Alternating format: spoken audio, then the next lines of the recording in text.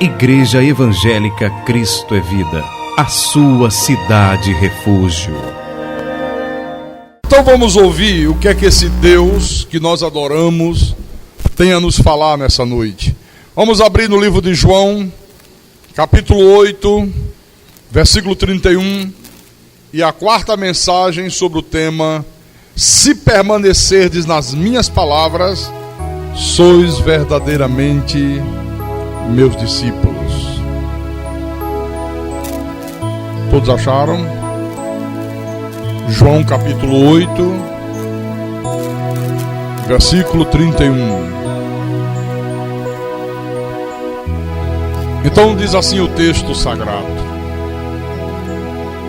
disse, pois, Jesus aos judeus que haviam crido nele: se vós permanecerdes na minha palavra, sois verdadeiramente meus discípulos. Então vamos orar para que o Espírito Santo fale ainda mais profundamente sobre esse tema para a igreja. Oremos ao Senhor Deus agora.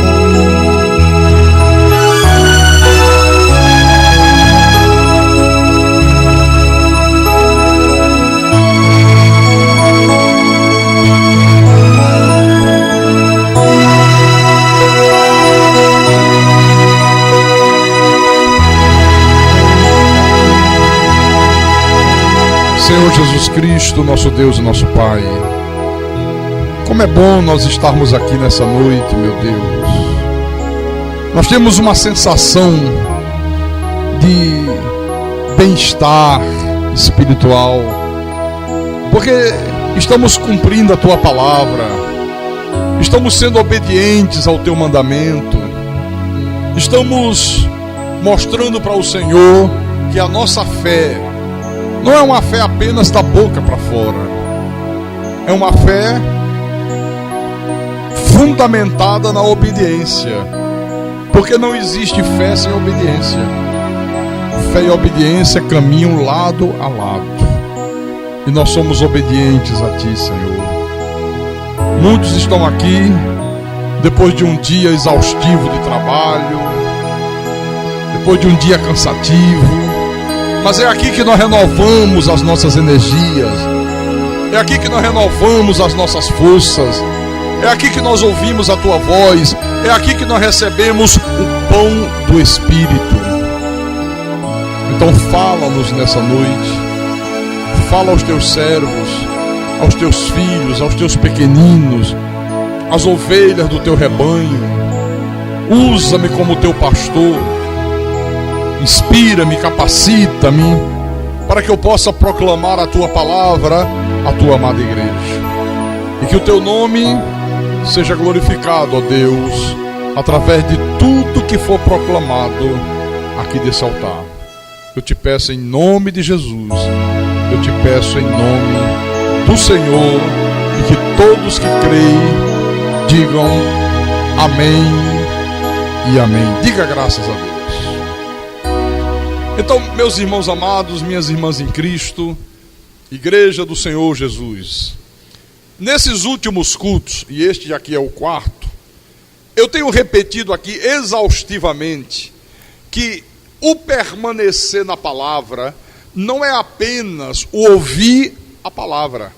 Eu disse até num dos últimos cultos que tem gente que vive dentro de igreja, passa a vida toda frequentando cultos, até o último dia de vida ele ouve as pregações, frequenta o serviço religioso, mas isso não significa que aquela pessoa permaneceu na palavra. Por quê? O permanecer na palavra é o obedecer a palavra sempre, independente das circunstâncias, independente das consequências. É você viver a palavra, é você fazer aquilo que a palavra manda, doa quem doer, custe o que custar. Se fugir disto, não é discípulo de Jesus Cristo, não é filho amado de Deus. Eu disse aqui no culto passado que o Senhor Jesus, Ele ensinou sobre as verdadeiras marcas que vão provar se nós somos verdadeiramente descendentes de Abraão, se nós somos de fato e de verdade filhos legítimos de Deus. Não sei se você está lembrado disso. Deixa eu fazer um breve repasse. Aqui mesmo em João capítulo 8, vamos ler do versículo 39 em diante, quando Jesus estava nesse entreveiro com alguns judeus incrédulos. Então diz assim: então lhe responderam: nosso pai é Abraão. Disse-lhe Jesus: se sois filhos de Abraão, praticai as obras de Abraão. Mas agora procurais matar-me, a mim que vos tenho falado a verdade que ouvi de Deus. Assim não procedeu Abraão. Vós fazeis as obras de vosso pai. Disseram-lhe eles: nós não somos bastardos, temos um pai, que é Deus. Replicou-lhe Jesus: se Deus fosse de fato vosso pai, certamente me havias de amar, porque eu vim de Deus e aqui estou, pois não vim de mim mesmo, mas Ele me enviou. Olha que coisa tremenda e interessante isso aqui. Quando esses judeus aqui disseram, nosso pai é Abraão, veja, Jesus prontamente retrucou e disse: se vocês são filhos de Abraão, pratiquem as obras de Abraão. Ou seja, obedeçam como Abraão obedeceu, creiam como Abraão creu, vivam a vida espiritual de vocês como Abraão viveu a dele, amem a Deus como Abraão amou, abracem a verdade como Abraão abraçou. Foi isso que Jesus quis dizer com pratique as obras de Abraão. E é muito interessante, né? Porque exatamente por eles não quererem abraçar a verdade que o Senhor Jesus proclamava, que o Senhor Jesus ensinava, é que eles procuravam matá-lo. Procuravam matar Jesus por causa da verdade que ele ensinava. Jesus disse: olha, Abraão não procedeu assim. Abraão não procedeu dessa maneira. Aí na sequência do diálogo, os judeus disseram: temos um pai que é Deus. Na mesma hora Jesus retrucou: se Deus fosse de fato vosso pai, certamente vocês haveriam de me amar. E aqui tem uma coisa interessante, porque com essas duas afirmativas aqui, o Senhor Jesus Cristo, ele acaba desmascarando dois ensinamentos que têm sido amplamente aceitos pela grande maioria das pessoas no dia de hoje. Quais são esses dois ensinamentos errados que a maioria das pessoas tem aceito? Bom, o primeiro é o ensino da paternidade universal de Deus, onde eles dizem o quê? Que todos são filhos de Deus. Há um ensino que diz que independente da crença que a pessoa tenha, independente da religião que ela frequente, independente do modo que ela viva, todos nesse mundo são filhos de Deus. E ele diz: olha, no final todos estaremos no céu, porque na casa do Pai há muitas moradas. Há esse ensinamento aí. O outro ensinamento errado, que essa afirmativa de Jesus aqui desmascara, é que é aquele ensinamento que diz que através do atender o apelo de um pastor, quem quer aceitar Jesus, quem quer ser salvo, essas coisas que a gente conhece muito bem, ou que através do batismo das águas, todos se tornam filhos de Deus. Diz assim: olha, fulano agora é um filho de Deus, aceitou Jesus. Olha, ele foi à igreja, ele atendeu o apelo. Ou então, olha, ele agora provou que é de Deus, foi batizado nas águas. Irmãos, veja que esses ensinamentos, eles jamais podem estar em harmonia com isso aqui que Jesus ensinou. O Senhor Jesus Cristo, ele deixou bem claro que se alguém não ama, se alguém não pratica as obras de Abraão, se alguém não é obediente à palavra, não é de maneira nenhuma filho de Deus. Está claro aqui. Ele disse: não pertence à família de Deus. Pode estar dentro da igreja, pode ter Bíblia, pode frequentar culto, pode dar dízimo, pode dar oferta, pode cantar hinos de louvores a Deus, se não obedece à palavra, se não permanece na palavra, ele disse, não é filho amado do Pai. Agora, você diz assim, pastor, como é que nós sabemos que uma pessoa realmente ama a Jesus? Porque todo mundo diz que ama. Evangélico diz que ama, católico diz que ama, espírita diz que ama, todo mundo diz que ama o Senhor Jesus Cristo, até aqueles que não frequentam igreja nenhuma. Então como é que nós sabemos, pastor? Aqui na Bíblia, adiante um pouquinho para o capítulo 14, João capítulo 14, versículo 21, vamos deixar que o Senhor Jesus mesmo responda. Ele diz assim, versículo 21, aquele que tem os meus mandamentos e os guarda e os pratica, esse é o que me ama. E aquele que me ama será amado por meu Pai, e eu também o amarei e me manifestarei a ele.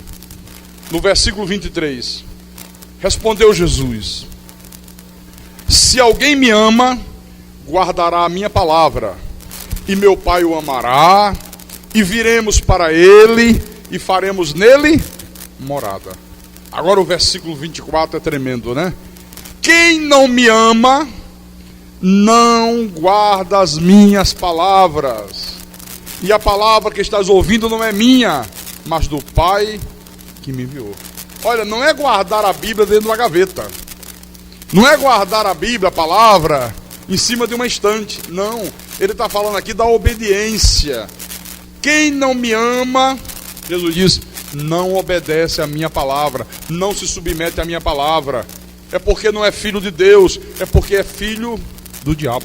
Olha, Jesus foi muito contundente ao dizer isso aqui, viu? Aqui no versículo 44, veja. João capítulo 8. Vamos voltar lá do capítulo 8. Para você ver o que ele disse no versículo 44. Olha como ele foi contundente com esses judeus. Ele disse assim, vós sois do diabo, que é vosso pai, e quereis satisfazer-lhe os desejos. Ele foi homicida desde o princípio, e jamais se firmou na verdade, porque nele não há verdade. Quando ele profere mentira, fala do que lhe é próprio, porque é mentiroso e pai da mentira. Quer dizer, são filhos do diabo, são guiados pelo diabo, são semelhantes ao diabo. E é interessante que aqui o Senhor Jesus retratou o diabo de uma forma muito perfeita, né? Muito dura. Foi homicida desde o princípio. Ele disse é mentiroso. Ele disse é pai da mentira. Olha, veja, os filhos do diabo, meus irmãos, eles agem diuturnamente, eles agem às 24 horas do dia, tentando enganar os filhos de Deus, através das suas mentiras, através das suas concupiscências, através dos seus falsos ensinamentos. Eles estão por aí, às vezes usando o título de pastor, título religioso, presbítero, bispo, às vezes até se chamando de apóstolos, às vezes ocupando grandes tribunas, às vezes numa televisão, às vezes numa rádio, às vezes através de livros, de revistas, de jornais, mas tentando enganar o povo de Deus com mentiras. Na verdade, eles são especialistas em ensinar que o mal é bom e que o bom é mal, que a mentira é verdade e que a verdade é mentira. Isso já vem, olha, desde a época do Velho Testamento. E Deus, ele mostra a sua indignação contra essa atitude dos filhos do diabo através do profeta Isaías. E eu quero mostrar para você. Isaías capítulo 5. Olha como Deus mostra a sua indignação com isso. Isaías capítulo 5, versículo 20. Então ele diz: ai dos que ao mal chamam bem, e ao bem, mal. Será que nós não temos visto isso hoje? Todo instante, toda hora. Você fala da verdade, da graça de Deus, tem um monte de gente que diz, isso aí é heresia. Você fala que Deus é soberano, a turma só falta voar no teu pescoço. Você fala que o homem não tem livre-arbítrio, meu irmão, oh, claro que tem, claro que tem. Chamam, ao mal chamam bem, e ao bem, mal. Fazem da escuridade luz, e da luz, escuridade. Põe o amargo por doce, e o doce por amargo. Então veja, a marca que identifica o verdadeiro, o legítimo Filho de Deus, qual é? A obediência. Diga, a obediência. E Abraão, meus irmãos, ele é o nosso modelo. Por isso que Jesus disse: se vocês são filhos de Abraão, praticai as obras de Abraão. E vou dizer para você nessa noite, olha, meu irmão, quando uma pessoa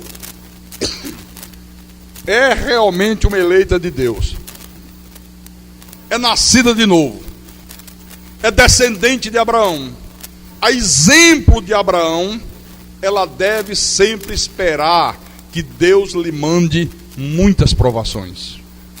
Como, pastor? Se você é filho de Deus, se você é descendente de Abraão, se você é filho de Abraão, se você é o eleito do Senhor, olha, sempre espere que Deus vai enviar para a tua vida muitas provações. Por quê? Porque é através das provações que nós exercitamos a nossa fé. É através das provações que nós mesmos sabemos se nós somos filhos de Deus ou não.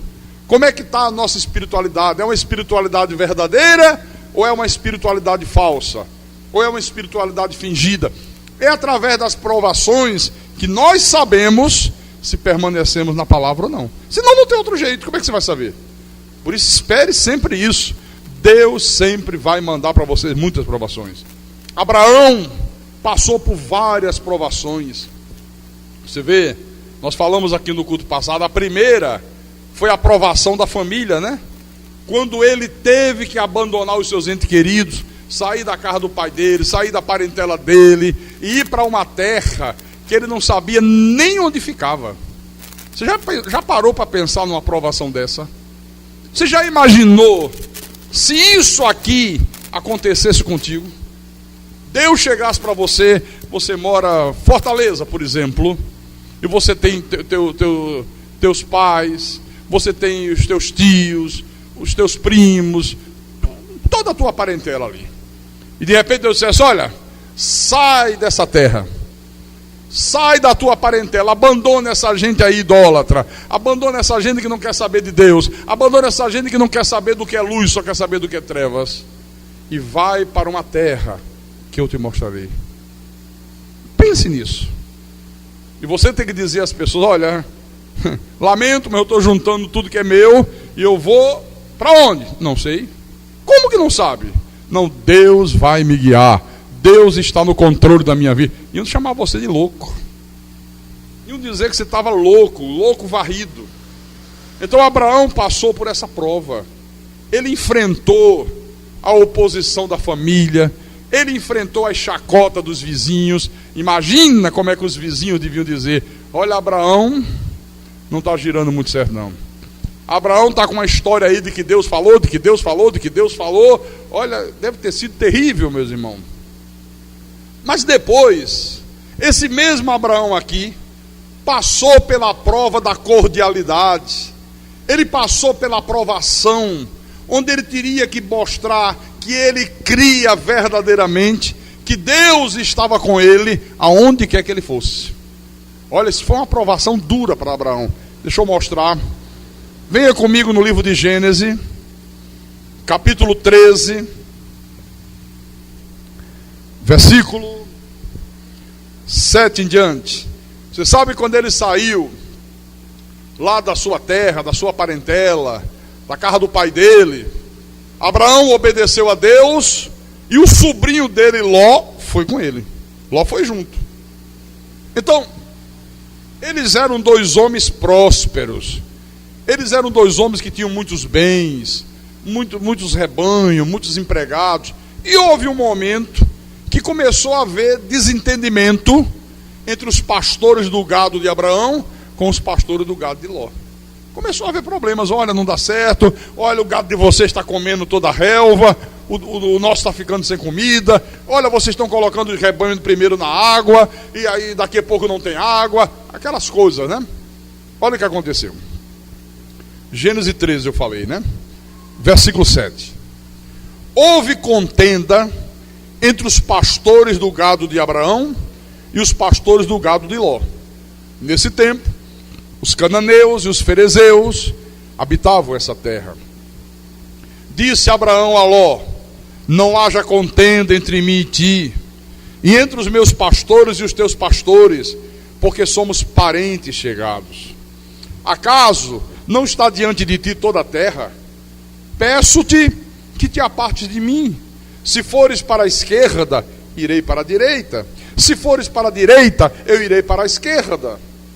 Levantou Ló os olhos e viu toda a campina do Jordão, que era toda bem regada, verde, muita água, uma terra maravilhosa, antes de haver o Senhor destruído Sodoma e Gomorra. Então era muito bem regada, como o jardim do Senhor, como a terra do Egito, como quem vai para Zoar. Então Ló escolheu para si toda a campina do Jordão e partiu para o Oriente. Separaram-se um do outro. Versículo 12. Habitou Abraão na terra de Canaã, e Ló nas cidades da campina, e ia armando as suas tendas até Sodoma. Olha, essa provação aqui não foi fácil. Mas não foi mesmo, sabe por quê? Porque ela envolvia terras, ela envolvia riquezas, ela envolvia bens materiais, ela envolvia, quiçá, até o futuro. Mas Abraão aqui deu o exemplo de como todo filho de Deus deve fazer, deve agir quando ele se vê envolvido por disputa por bens materiais, por coisas materiais. Abraão, ele decidiu ser um pacificador, não um encrenqueiro, não um brigão. Você veja que ele não usou das prerrogativas de seu tio, ele não usou das prerrogativas de ser o homem escolhido por Deus. Já que estava havendo problemas, ele podia dizer assim: vem cá, meu sobrinho Ló, vamos decidir a questão aqui.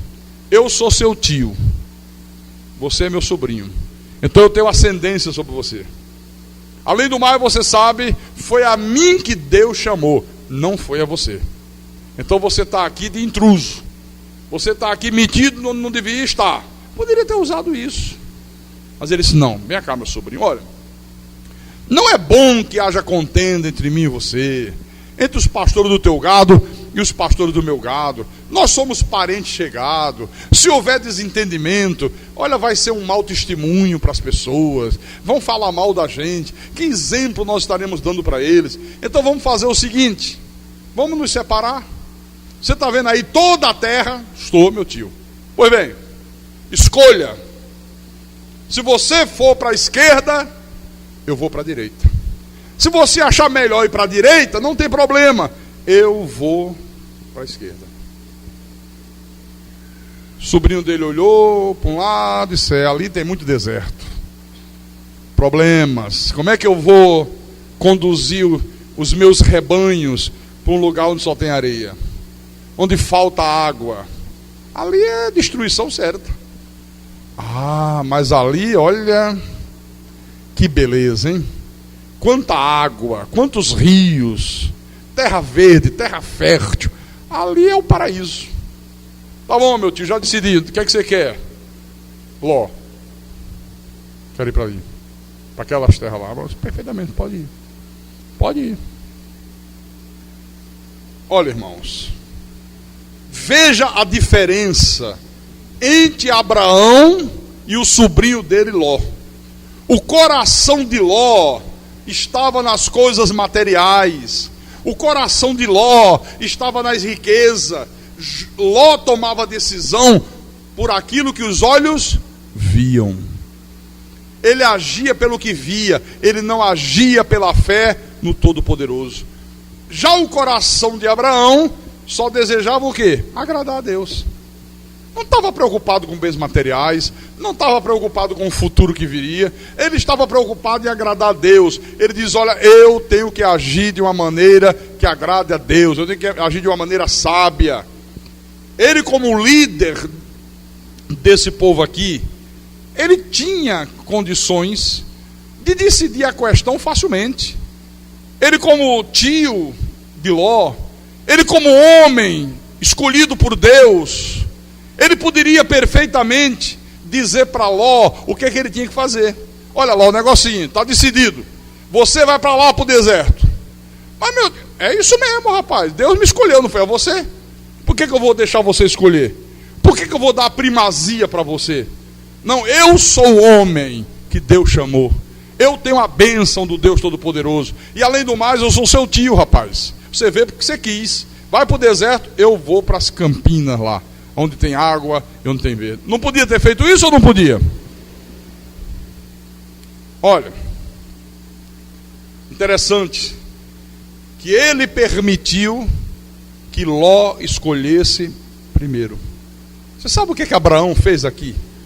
Ele fez aquilo que Paulo ensinou à igreja lá na frente. Antes de Paulo ensinar, ele já praticava. Quer ver que coisa extraordinária? Segura um pouco aí, vem Romanos capítulo 12. Romanos 12. Versículo 10. Olha o que Paulo ensinou à igreja. O que ele ouviu da boca do justo. O que ele ouviu o Senhor Jesus Cristo ensinando para ele, para que ele ensinasse a nós. Ele diz, capítulo 12 eu falei, versículo 10. Amai-vos cordialmente uns aos outros, com amor fraternal, preferindo-vos em honra uns aos outros. Você sabe o que significa preferindo-vos em honra uns aos outros? Sabe o que significa isso? Significa você tratar os outros como sendo mais importante do que você, independente de quem seja. Ah, coisa difícil hoje, hein? Hoje é todo mundo querendo ser maior do que o outro, né? É todo mundo querendo ser mais importante do que o outro. Não, eu sou mais importante. Não quem fulano pensa que é. Olha, não faça isso. Amai-vos cordialmente uns aos outros, com amor fraternal. Quando se ama com amor fraternal, meu irmão, olha, as coisas andam, que é uma maravilha, que é uma beleza. Então, uma atitude humilde como essa aqui, e uma disposição para compartilhar com os outros, são as marcas do verdadeiro cristão. São as marcas do verdadeiro filho de Deus. Então, qualquer que fosse a decisão de Ló, seja ela qual fosse, Abraão não estava nem um pouco preocupado. Ele não estava preocupado qual era a decisão que o sobrinho dele ia ter. Por quê? Porque Abraão cria que tudo estava nas mãos de Deus. Abraão dizia, Deus está no controle. Nós dizemos aqui, não dizemos? Diga aí, Deus está no controle. Aqui é fácil, né? Aqui é bom. E na hora que você se mete numa disputa lá com alguém, e na hora que tem um entreveiro de família, como é que fica? Você abre mão de algum direito? Você é capaz de abrir mão de alguma prerrogativa tua? Normalmente as pessoas fazem o contrário. Não, está pensando o quê? Um endemoniado desse, não é nem convertido, não vou abrir para ele de jeito nenhum. Não abro mão, não. E finca o pé e vai em frente. Difícil, né? Você vê alguém abrir mão e dizer, olha, eu estou abrindo mão, mesmo ele estando errado, mesmo ele não tendo esse direito, eu é que tenho, porque eu creio que Deus está no controle de tudo. Aonde quer que eu for, o Senhor é comigo. Está vendo? Irmão, nós precisamos aprender isso. Às vezes nós não vemos as pessoas viverem isso. É muito fácil dizer, Deus está no controle. Mas na hora que você vê alguém ser contrariado em algum interesse, aí já esquece que Deus não está no controle. Ela mesma assume o controle. Aí quer tomar a frente, quer se vingar, quer fazer o escarcéu, quer virar o mundo de cabeça para baixo. Quando deveria dizer, não, tudo bem, estou tranquilo. Mas como está tranquilo? Olha, o fulano pisou no teu calo. Olha, fulano puxou o teu tapete. Olha, fulano tentou te prejudicar. Eu sei, não tem problema. Eu tenho até pena dele. E você vai aceitar isso? Vou. Deus está no controle. Deus está no controle de tudo. Deus está no controle, fica tranquilo. Deus é o meu juiz. Aleluia, glória a Deus. Amém? Mas Abraão também passou pela prova do amor não fingido. Ah, como existe amor fingido dentro da igreja de Jesus. Como existe amor fingido. Se fala tanto de amor, coisa rara é você encontrar alguém que ame de verdade. Que seja verdadeiramente uma pessoa cheia do amor de Deus. É difícil demais. Vamos ver. Gênesis capítulo 14. Gênesis 14, versículo 12 e 13. Pronto? Então diz assim: isso aqui é uma história de um rei perverso, de um nome estranho que dá nó na nossa língua, que vinha destruindo todas as cidades que encontrava pela frente. Ele destruía as cidades, ele se apossava de todos os bens da cidade, ele pegava todos os moradores da cidade e levava como escravos dele. E esse rei chegou lá aonde Ló se encontrava, naquela banda de Sodoma e Gomorra. E olha o que aconteceu. Vamos ler o versículo 11 também. Tomaram, pois, todos os bens de Sodoma e de Gomorra, e todo o seu mantimento, e se foram. Apossaram-se também de Ló, filho do irmão de Abraão, que morava em Sodoma, e dos seus bens, e partiram. Porém, veio um que escapara, e o contou a Abraão, o hebreu. Este habitava junto dos carvalhais de Manre, o amorreu, irmão de Escol e de Arne, os quais eram aliados de Abraão. Olha só. Agora, a gente encontra Ló sofrendo as consequências daquela decisão insensata que ele tomou. Olha, quando uma pessoa toma uma decisão insensata, acaba sofrendo as consequências. Na hora da separação, Ló não usou de bondade com Abraão, não foi nem um pouco bondoso com o tio. Quando tiveram que se separar, ele foi tremendamente egoísta. Quando Abraão disse, olha, meu sobrinho, está aí a terra, escolhe. Ele era para ter dito, não, meu tio, quem escolhe é o senhor. Quem escolhe é o senhor. Primeiro que o senhor é meu tio. O senhor é mais velho, o senhor tem a primazia. Segundo, o senhor foi o homem que Deus chamou, não foi a mim que Deus chamou. Então o senhor escolhe, meu tio, escolha para onde o senhor quer ir. O que sobrar fica para mim. Não, ele não fez isso. De imediato ele disse, coisa boa. É para eu escolher? É, já escolhi ali, ó. Escolhi a melhor terra, escolhi o melhor lugar, escolhi, sabe, aonde aos meus olhos as coisas serão mais fáceis. Deixou o pior para o tio. Então você vê, diante de tudo isso, Abraão, meus irmãos, ele tinha todos os motivos do mundo para deixar o sobrinho de lado. Na hora que chegou a notícia, olha, Abraão, o rei quer dar Laomer. Falei que dá nó na língua? Chegou lá em Sodoma e Gomorra, destruiu as duas cidades, tomou todos os bens, tudo que eles possuíam, levou todo mundo escravo e levou também o teu sobrinho, a mulher dele, os bens dele, os empregados dele, tudo ele levou. Abraão podia dizer, bem feito. Bem feito, quem mandou ele agir pelos que os olhos vê? Quem mandou ele ser egoísta? Porque não é assim que às vezes a gente vê as pessoas agirem, pessoal? É ou não é? Às vezes quando alguém toma alguma atitude que contraria a pessoa, aí lá na frente você vê a pessoa quebrar a cara, você diz, bem feito. Ah, bem feito, tá vendo como é que é a história? Não, vamos lá ajudar. Não, eu ajudar? Não, eu não esqueço o que ele fez comigo. Não, agora que se dane. É bem feito para ele. Olha, quem procede assim não é de Deus, irmão. Quem procede dessa maneira não tem absolutamente nada a ver com Deus. Mesmo Abraão, tendo todos os motivos para ignorar o problema do sobrinho, para deixar o sobrinho entregue à sua própria sorte, ele não fez isso. Abraão colocou em prática o amor fraternal. Abraão venceu o mal com o bem. Você quer ver Paulo ensinando isso à igreja? Segura outra vez aí. Vem em Romanos. Vamos voltar lá em Romanos. Paulo ensinou. Um dia desse eu estava fazendo reunião com alguns ministros da igreja e eu dizia assim para eles.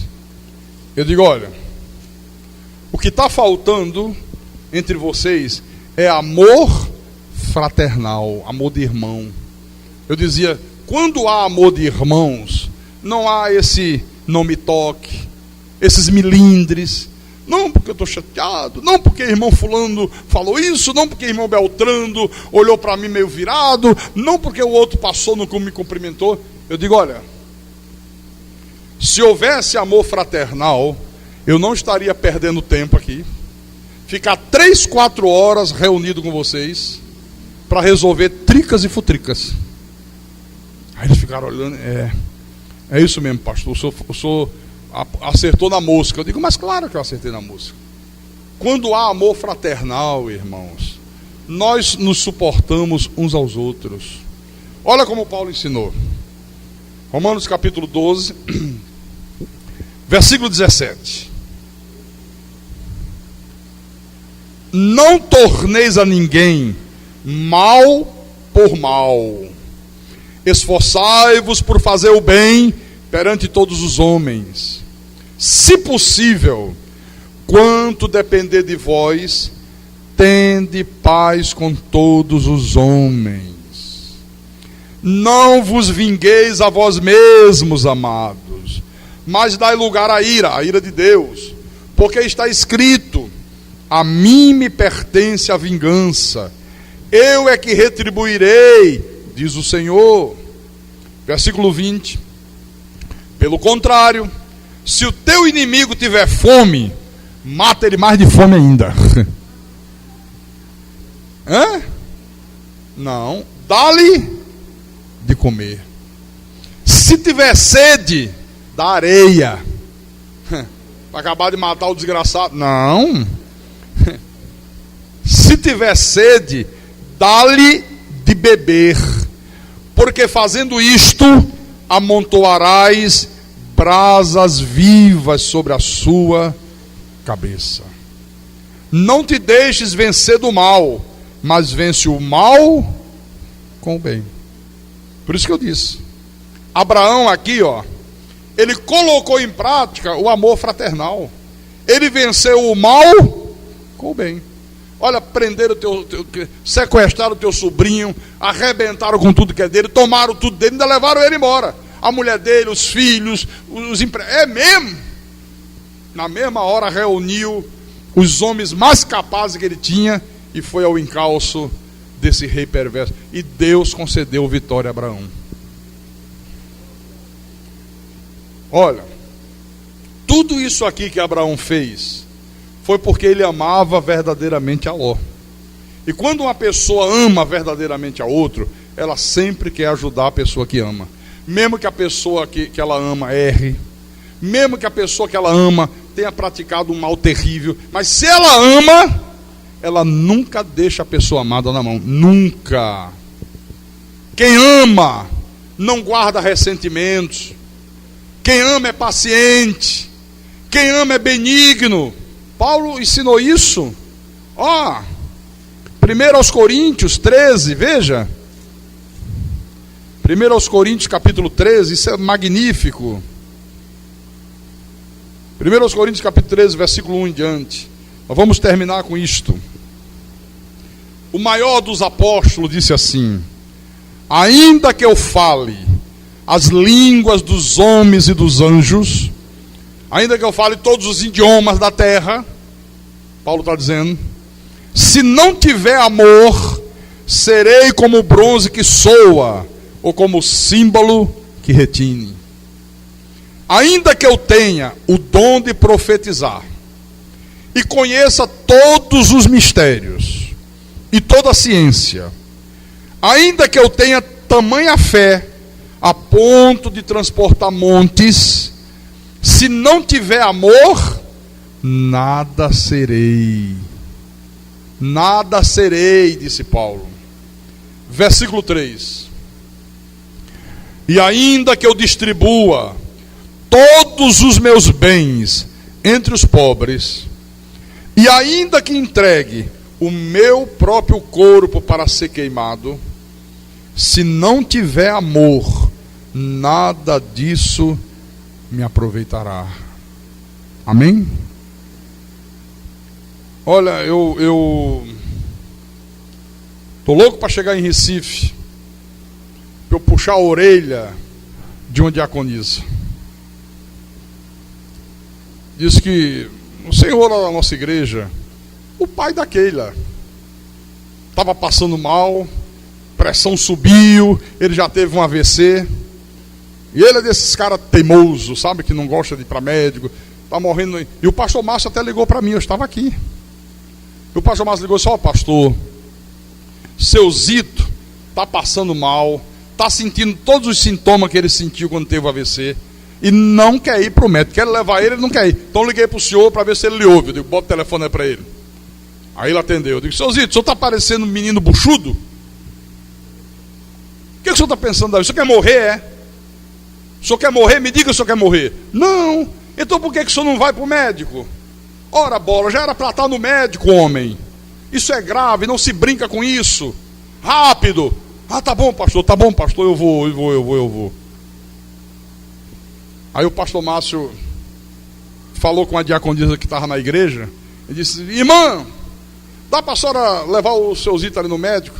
Ela disse: não, veja só, olhe, quanto é o táxi? Eu dou o dinheiro do táxi, porque eu tenho que chegar cedo em casa, meu marido me espera, e não sei o que, não sei. Mas irmã, é rápido, é 5 minutos ali, o Hospital da Restauração. Não dá tempo, pega aqui R$20 e paga o táxi. Gente, cadê o amor? Pega R$20 e paga o táxi. Você socorre até um estranho, quanto mais uma pessoa que você convive com ela, seja ela filha de Deus, seja não seja filha de Deus. E eu fiquei pasmo com isso, sabe? Eu lembro que um dia, e era um dia de sábado. Dia de sábado eu gosto de dormir cedo, me recolher cedo, para estar bem no domingo. Eu estava dormindo, deitado ali no apartamento. Aí eu acho que foi a Keila que chegou, não me lembro, e disse: pastor, olha, o pessoal aí de frente está chamando o senhor, se dava para o senhor prestar um socorro à senhora daí, que ela está passando mal. Morre ou não morre? Problema de coração. Perfeitamente. Pulei da cama, botei uma bermuda, uma camisa, desci correndo: bora, rapaz, tirei o carro da garagem, bota ela aqui dentro. Para onde é que é? Para onde é que é? É para o Hospital do Coração em Messejana. Saí voando, meu irmão. Isso era umas 11h30 da noite. Cheguei no Hospital do Coração, desceram, fui atender, e eu fiquei lá esperando. Ela foi ser liberada pelos médicos 4h da manhã.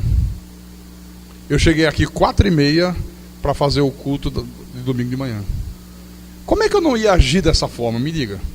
Se tivesse que ficar até a hora do culto, claro, é evidente que eu ia dizer: olha, agora chegou a hora do culto, ela já está aí, eu vou fazer o culto. Mas até onde foi possível esperar, esperei. Viu? Então, é muito importante isso aqui, viu? Ainda que eu distribua todos os meus bens entre os pobres, e ainda que entregue o meu próprio corpo para ser queimado, se não tiver amor, nada disso me aproveitará. Olha, não basta dar dinheiro. Às vezes, mais importante do que dinheiro é a consideração. É a pessoa estar junto, é a pessoa te apoiando, é a pessoa dizendo: fica tranquilo, segura na minha mão, que eu estou aqui ao teu lado. Estou aqui ao teu lado. Uma vez o filho do irmão Alcélio levou uma facada nas costas, lembra, Alcélio? O cara queria matar o teu filho. Num dia que nós íamos jogar futebol, não foi? Quando eu soube, um rapaz, ele era muito novo, um rapaz que jogava com a gente, ele estava de bobeira lá, o cara chegou, achou que ele tinha mexido com a namorada do outro, disse, não mexa mais não. A sorte é que ele esquivou, não entrou a faca toda. Olha, na mesma hora eu digo, não, parou bola, vamos lá para o hospital. Vamos lá para onde ele está, não foi, Alcélio? Cheguei lá, de short, de caramba, eu vou ter que entrar. Não pensei de uma vez, falei com outro, olha, eu sou pastor, ó, de short, camisa do Flamengo, todo. Eu digo, eu não quero nem tomar conhecimento. Era como eu estava. Eu digo, olha, eu sou pastor, nós estávamos jogando, ele está aí dentro, eu queria entrar. Aí tem que deixar eu entrar. Fui lá na sala, aí examinei o ferimento, falei com o médico, disse, não é grave. Eu mesmo, sem ser médico, já vi que não era grave. O médico disse, não é grave, vou só pontear, suturar tudo direitinho, depois a gente libera. Não foi, Alcélio? Só depois é que a gente saiu, não fomos mais jogar. Acabou. Então é isso aqui, irmão, amor. Se não tiver amor, você não serve para nada. Mas Paulo continuou no versículo 4. O amor é paciente. Quantas vezes as pessoas dizem, pastor, o senhor tem muita paciência? Tenho porque eu amo. Quem ama é paciente, é benigno, só faz o bem. O amor não arde em ciúmes. Essa coisa de ciúme, e ciúme disso, e ciúme daquilo. Não, quando tem amor não tem ciúmes. Atenção, maridos dessa igreja, esposas da igreja, porque aí no mundo diz assim, o ciúme é o tempero do amor, não diz? É nada. O ciúme é a destruição do amor. Quando se ama, não se tem ciúme. Você tem que confiar na tua mulher. Ah, pastor, na minha mulher eu confio. Eu não confio é nos caras aí fora. Ela sabe se safar dos caras aí fora. Ela sabe. Está ali a minha mulher, ó. Tem toda a liberdade, tem carro, anda para tudo quanto é lugar. Eu estou aqui, ela está lá. Pode conversar com o homem que for. Pastor, se aparecer algum engraçadinho, ela sabe como tratar o engraçadinho. Sabe e nem me conta. Para não me deixar irritado. Já resolvi. Nem se preocupe. Tá bom, ok, está resolvido. Viu? Porque eu confio. Quem ama não arde em ciúmes. Não se ufana, né? Não se julga o tal. Não se julga melhor do que os outros. Não se soberbece. Não se conduz inconvenientemente. Não procura os seus interesses. Lembra do exemplo de Abraão? Ele podia ter procurado os interesses dele em primeiro lugar. Disse, não, eu amo demais meu sobrinho, deixa ele decidir a parada. Deus é comigo. Aonde eu for, o Senhor é comigo. Deixa ele escolher. Não procura os seus próprios interesses. Não se exaspera. Ah, coisa horrível é gente que se exaspera. Qualquer coisa, grita, fica nervoso, quer brigar, quer bater, quer esfolar, quer xingar. Não, quem ama não se exaspera. Não se ressente do mal. Uma pessoa que se ressente do mal, alguém faz o mal a ela hoje. Daqui a 2000 anos, ela ainda está lembrando do mal. Ah, eu não esqueço não.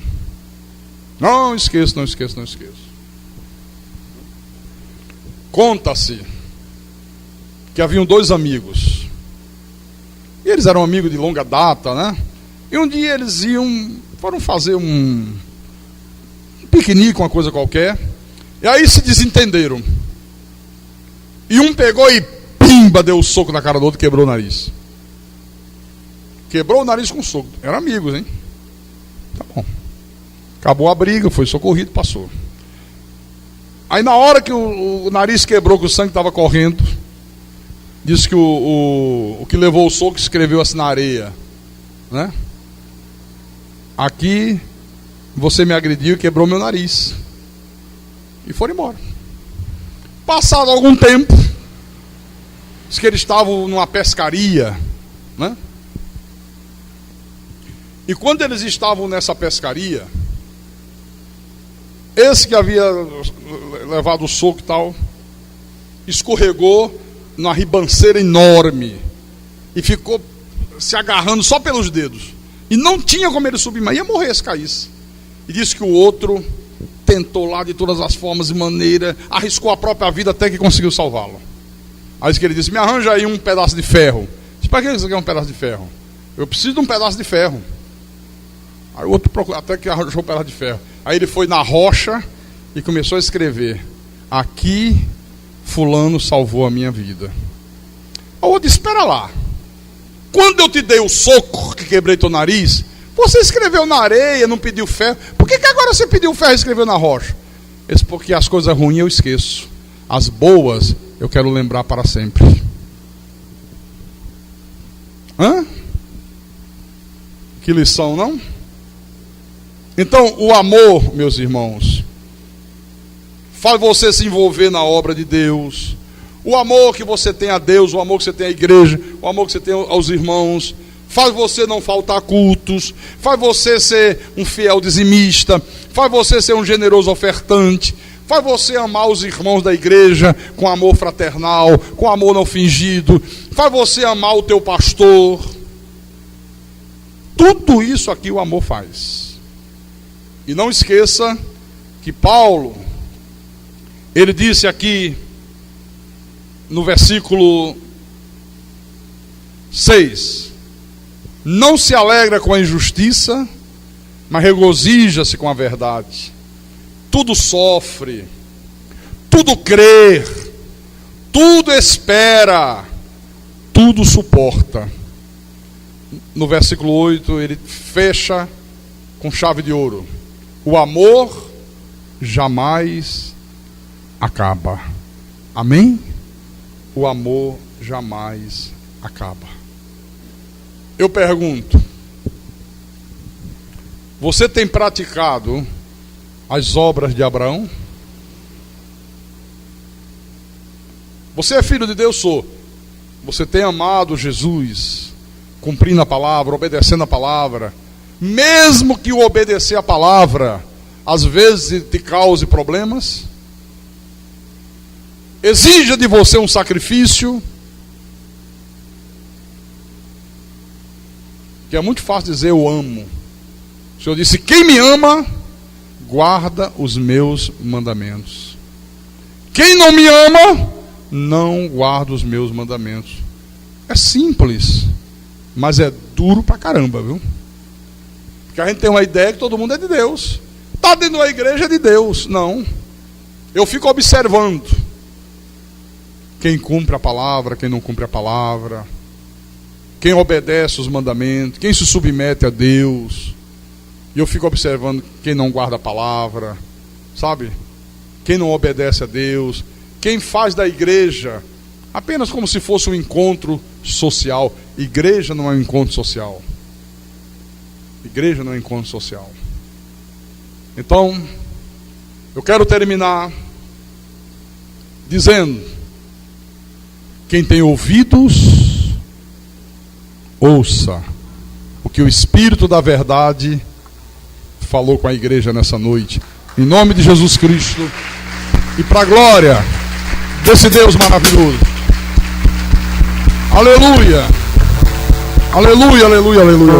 Louvado seja o nome de Jesus.